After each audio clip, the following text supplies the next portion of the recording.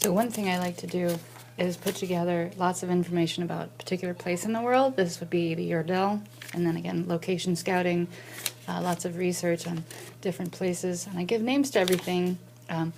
In the end, something like this, it's from the world that we are familiar with, so it's just a sort of a visual guide. The actual land of Miracle might look slightly different than this, and then I find things, again, that look like the place I'm trying to visualize. In this case, it's a caldera, so I looked up Ben Nevis caldera and looked at the structures of it and how it behaved. And then at the top there's some configurations from a cutaway perspective. And because I wanted to combine creature and landscape, I looked up a lot of different caterpillar designs. There was a really funny one. How about that guy? Looks like he should be in show business.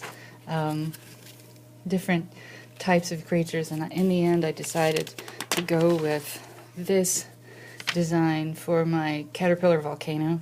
Yirdilfi is the name of the character himself.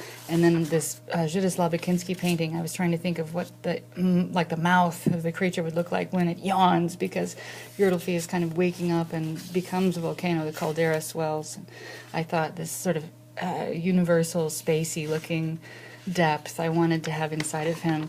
And then, you know, also what would a caldera look like, and then mix in the caterpillar image, and then eventually the moth, which he turns into because he sinks into the ground. And then this starts to happen. This is actually from the Icelandic volcano that Eyjafjallajökull, or however they pronounce it.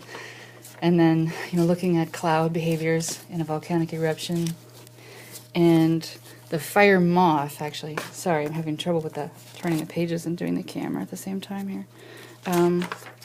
I loved this kind of moth. I actually had an experience with a rather large dying moth of this species, and it is the, what kind of moth is it?